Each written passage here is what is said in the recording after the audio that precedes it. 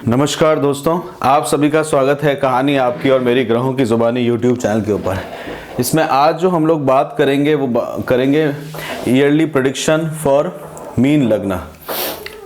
कैसा रहेगा मीन लग्न के लिए 2022। इसमें हम लोग अगर पहले बात करें कि गुरु जो आपके लग्नाधिपति हैं वो आपके 12वें स्थान पर रहेंगे 20 नवंबर से लेके 12 अप्रैल तक के बीच में। और 12वां स्थान जो होता है वो आध्यात्म से रिलेटेड होता है। 12वां स्थान जो है वैसे से रिलेटेड होता है। 12वां स्थान जो है वो आपके लिए विदेश से रिलेटेड है। अगर आप विदेश या इमिग्रेशन या बाहर जाना चाहते हैं तो 12वां स्थान जो है वो बहुत महत्वपूर्ण कार्य करता है। 12वां स्थान जो है वो हॉस्पिटल से भी रिलेटेड रहता है। और 12वें स्थान के अंदर में गुरु जैसे लग्नेश आपके वहाँ पे गए हैं तो आपकी जो रुचि है वो आपका जो इंटरेस्ट है वो अपने आप में आपको हॉस्पिटल से रिलेटेड या फिर उस तरह की विद्याओं के अंदर में भी ध्यान केंद्रित करेगा। 12वां स्थान बेडरूम का भी होता है, सोने का भी होता है। और 12वां स्थान जो है वो एक तरह से अनकॉन्शियसनेस के बारे में लेके जाता है। तो गुरु का वहाँ पे जाना, गुरु जो है वो एक तरह से अपने आप में विजडम के विवेक बुद्धि के दाता हैं। तो विवेक बुद्धि जहाँ पे रहती है वहाँ पे वो कार्य करते हैं। और गुरु जो है वो आपके लिए आपके पंचम स्थान के अंदर में यानी कि आपके 5th हाउस के अंदर में एग्जॉल्टेड होते हैं। तो संतान के पक्ष के प्रति जो है वो आपको वहाँ पे आपको ध्यान केंद्रित करता है। संतान के लिए जो है थोड़ी सी चिंता आपको लेके आती है, क्योंकि गुरु जो है अपने संतान पक्ष जहाँ एग्जॉल्टेड होते हैं वहाँ से 1 2 3 4 5 6 7 8 अष्टम पोजीशन के ऊपर में है। तो संतान से अष्टम पोजीशन में संतान के प्रति दूरी को क्रिएट करते हैं। 12वां स्थान एक तरह से देखा जाए तो सीक्रेट्स और हिडन चीज़ों के लिए भी माना जाता है। जो भी आपकी सीक्रेट्स और हिडन चीज़ें होती हैं जिनके बारे में आपको पता नहीं होता उनके बारे में भी 12वें स्थान का चर्चा करी जाती है।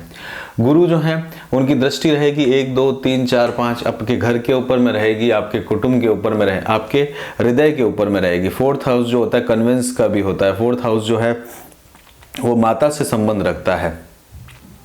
तो वहाँ पे गुरु की दृष्टि रहेगी। गुरु की वहाँ की दृष्टि जो है वो आपको बेनिफिशियल दिखेगी। साथ के साथ में एजुकेशन का घर भी होता है। तो एजुकेशन आप जहाँ पढ़ना चाहते हैं वो भी आपको साथ में लेके वहाँ आएगी। तो एजुकेशन अगर आप स्टूडेंट हैं तो नींद और एजुकेशन का कॉम्बिनेशन आपको यहाँ पे देखने को मिलेगा।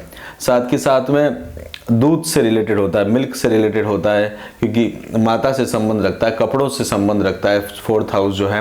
और अगर आप किसी रेंटल प्रॉपर्टी के अंदर में हैं तो वहाँ पे भी आपको एक तरह से रेंटल प्रॉपर्टी को या फिर घर को आप चेंज करने के बारे में सोचते हैं।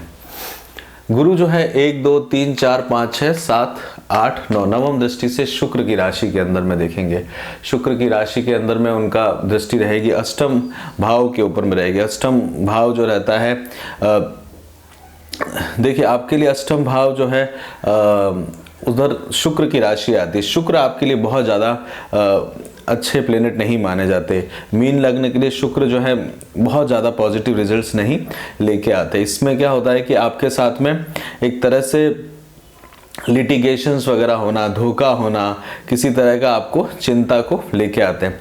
वहाँ पे गुरु की दृष्टि बनी रहेगी तो किसी तरह की डीप बहुत गहराई जो होती है वो एक तरह से चिंता का कारक बनती है और वो आपको क्रिएट रहता है। साथ के साथ में रिमोट प्लेस पे भी लेके जाती है। तो मस्तिष्क के अंदर में मेंटल डिस्ट्रेस जो है वो क्रिएट किए रहता है वो गुरु का 12वें स्थान के अंदर में जाना। और मन के अंदर में किसी कारणवश अष्टम स्थान जो है दुख का भी रहता है, तो मन में किसी कारणवश दुख का भी जात रहता है। अष्टम स्थान जो है टैक्स से रिलेटेड भी रहता है, टैक्सेशंस वगैरह से भी रिलेटेड रहता है। तो ये टैक्स के रिलेटेड वहाँ पे आपको अपने आप को ध्यान केंद्रित करता है। गुरु जो है वो उसके बाद में 13 अप्रैल 2022 से लेके 22 अप्रैल 2023 तक में आपके लग्न में आ जाएंगे। देखिए लग्न के अंदर में गुरु का आना बहुत अच्छा होता है, तो मीन लग्न के लिए तो ये बहुत अच्छा समय रहेगा 2022 में अप्रैल के बाद में, क्योंकि गुरु जो है वो लग्न के ऊपर में आ गए तो काफ़ी परेशानियां जो है आपके जीवन के अंदर में, काफ़ी चेंजेस आपको अप्रैल के बाद में दिखेंगे। आप अपने अपीयरेंस के ऊपर में ध्यान दीजिएगा, हेल्थ वगैरह ना बढ़ जाए वहाँ ध्यान दीजिएगा। बाकी सात्विकता आपके जीवन में लेके आएगी, बिहेवियर जो होता है वो आपको चेंज करेगा। साथ के साथ में हो सकता है आपको अपने घर होम टाउन जाने का भी मौका मिल सके, क्योंकि पहला घर जो होता है जहां आपका जन्म हुआ है वो भी डिपेंड करता है। आपकी डिग्निटी बढ़ना, आपका फेम बढ़ना, मान सम्मान होना, हेल्थ के अंदर में आपको लेके जाना, साथ के साथ में आपकी प्रेस्टीज को बढ़ाने वाला होता है पहला स्थान, और स्ट्रेंथ को आपको बढ़ाने के कारक रहते हैं। तो गुरु की पोजीशन आपके वहां पे आएंगी तो आप अपने शत्रुओं पर विजय प्राप्त करते हुए दिखेंगे, एकदम यंग होते हुए अपने आप को आप देखेंगे। आपके साथ में देखा जाएगा तो अगर आपको जो आपका खोया हुआ मान सम्मान है उसको प्राप्त करने का कार्य वो गुरु यहाँ पे करेंगे। इसमें थोड़ा सा सावधान रहिएगा, गुरु जो है थोड़े अभिमानी होते हैं तो दूसरों की इंसल्ट ना कर दें उस समय में, नेक्स्ट ईयर में दूसरों, क्योंकि गुरु जो होते हैं वो ज्ञान के सागर होते हैं तो सामने वाले की इंसल्ट कर देते हैं। बस उतनी सावधानी आपको रखने की ज़रूरत है। कई बार पहले घर से सपने भी देखे जाते हैं तो सात्विक सपने और उस तरह का माहौल भी आपके लिए बना रहेगा। गुरु जो है 1 2 3 4 5 पंचम दृष्टि से संतान पक्ष की तरफ में देखेंगे। पंचम स्थान जो होता है विवेक का होता है, बुद्धि का होता है, आप कितने इंटेलिजेंट हैं उसके ऊपर में पंचम स्थान होता है। इष्ट देवता का पंचम स्थान होता है, पोइट्री से रिलेटेड होता है, किस तरह का आप लेखन कार्य करते हैं उससे रिलेटेड जो है पंचम स्थान रहता है। तो ये समय आपको एक अच्छी ग्रोथ में लेके जाएगा। साथ के साथ में गुरु की जो नवम दृष्टि है वह आपके भाग्य के ऊपर में है, तो भाग्य के अंदर में वृद्धि करेगा। नवम स्थान जो है वो भाग्य का कारक रहता है, तो भाग्य का सपोर्ट जो आपको अप्रैल तक नहीं मिल रहा था वो उसके बाद में मिलना शुरू होगा, और एक आप अपने आप में कंसंट्रेट होकर कार्य को करते हुए देखेंगे। और भाग्य का सपोर्ट के साथ साथ में आपको फॉरेन ट्रैवल का भी मौका मिलेगा। फॉरेन ट्रैवल के लिए भी आप जा सकते हो कि मंगल की राशि के अंदर में आपको वहाँ पे गुरु की दृष्टि रहेगी एक अच्छे भाग्य की तरफ में, मतलब क्योंकि गुरु स्वभाव की दृष्टि से वहाँ देख रहे हैं तो बहुत फॉर्चुनेट आपका एक समय आपका बीतने वाला है। साथ के साथ में अगर आप करियर को भी चेंज करना चाहते हैं तो करियर को चेंज करने के भी मौके आपको देखने को मिलेंगे। इसमें और आगे बात करते हैं, राहु जो है, राहु आपके वृषभ राशि के अंदर में रहेंगे। वो करीब 11 अप्रैल तक वहां पे रहने वाले हैं, यानी कि आपके तृतीय स्थान के अंदर में, तीसरे स्थान के अंदर में वो रहने वाले हैं। तीसरा स्थान जो है वो आपके लिए देखा जाए तो अनयूजुअल इंटेलेक्चुअल के बारे में है। इंटेलेक्चुअल जहां पे आप करते हैं सोशली एनवायरनमेंट के साथ में, आपको सोशली बहुत ज़्यादा बेनिफिट नहीं मिलता क्योंकि यहाँ पे गुरु नीच के होते हैं सोसाइटी की तरफ, तो वहाँ पे छोटे भाई बहनों को आप देखेंगे तो छोटे भाई बहनों के आपके संबंध सुधरते हुए आपको दिखेंगे। राहु जब तक 11 अप्रैल 2022 तक में रहेंगे तो छोटे भाई बहनों के प्रति आपका जो है वो संबंधों के अंदर में एक अच्छी बॉन्डिंग आपको देखने को मिलेगी। केतु जो है वो 9th हाउस की तरफ में देख रहे हैं, तो केतु 9th हाउस में रहेंगे तो वो आपको आध्यात्म की तरफ में लेके जाते रहेंगे, आध्यात्म की तरफ में जोड़ने का कार्य करेंगे। साथ के साथ में एक भाग्य को थोड़ा सा आपका बाहर का लक, मेटेरियलिस्टिक या वर्ल्डली लक जिसे कहा जाए उसमें कमी देखेंगे, बट आपका एक फॉर्च्यून जो है, फॉर्चुनेट जो है वो आपको बनाते हुए दिखेंगे।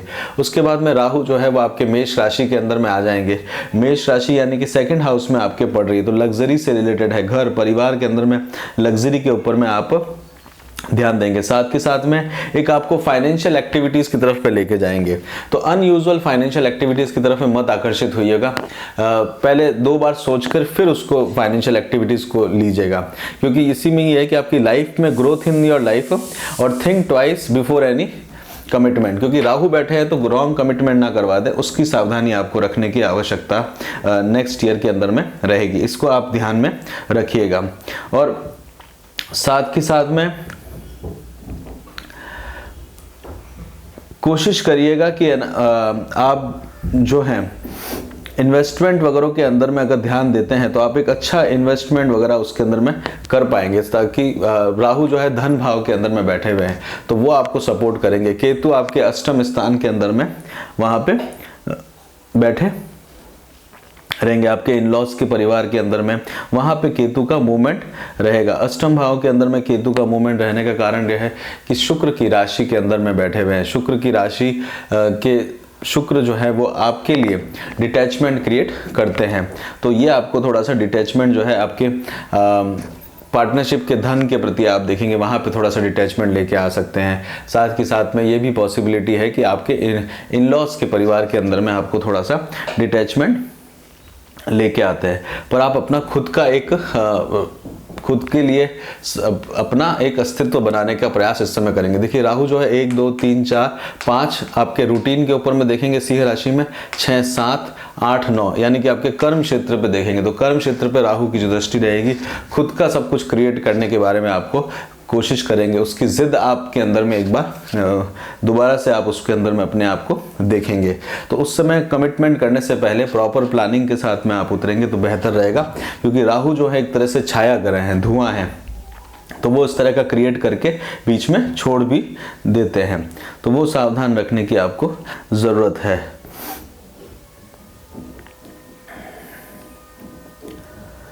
और किसी से अगर आप लोन वगैरह लेते हैं तो उससे भी थोड़ा सा सावधान रह के रहिएगा, क्योंकि राहु की दृष्टि जो रहेगी वो सप्तम भाव में रहेगी, तो लोन वगैरह लेने का या किसी से उधार लेने का या पार्टनर से उधार लेने से कार्य को बनते हुए आप देखेंगे। तो राहु के लिए जो है राहु जो है भरणी नक्षत्र में रहेंगे, शुक्र के नक्षत्र में रहेंगे, तो मटेरियलिस्टिक चीज़ों के प्रति आपका ध्यान केंद्रित करेंगे। मंगल जो है वो आपके लिए जो है आपके घर परिवार और खान पान के कारक हैं, घर और भाग्य के कारक हैं मंगल। तो मंगल जो है राहु के मित्र है, राहु मित्र और ना मित्र है ना शत्रु हैं, बट सेनापति हैं वो दैत्यों के, और दोनों सेनापति एक दूसरे को सम्मान देने के लिए अपने घर के अंदर में फैसिलिटेट करते हैं, लग्जरी लाइफ की तरफ में आकर्षण बनाए रखते हैं।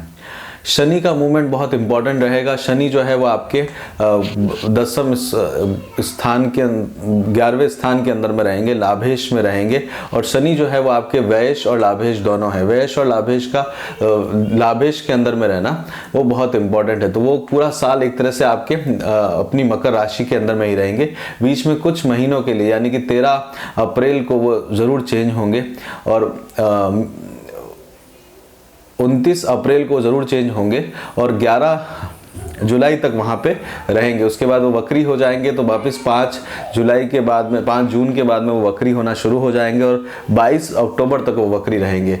तो जब वो अपने मूल त्रिकोण राशि में जाएंगे तब उस समय में आपको एक लंबी यात्राओं के अंदर में ले जा सकते हैं और 12वें स्थान के अंदर में ले जा सकते हैं, तो वहाँ पे आपको अपनी हेल्थ के लिए ध्यान देने की ज़रूरत पड़ सकती है। शनि जो है तृतीय दृष्टि से लग्न के ऊपर देखेंगे, 1 2 3 तीसरी दृष्टि से शनि का जो मूवमेंट है वो लग्न के ऊपर में रहेगा, तो यहाँ पे आपके अंदर में एक जिद और एक डिटर्मिनेशन या विल पावर को बढ़ाने का कार्य करेंगे।